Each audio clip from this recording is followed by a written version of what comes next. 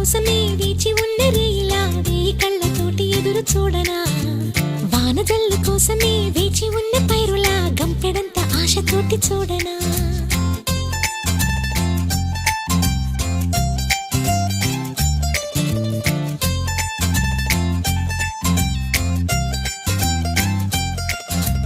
జోల పాట కోసం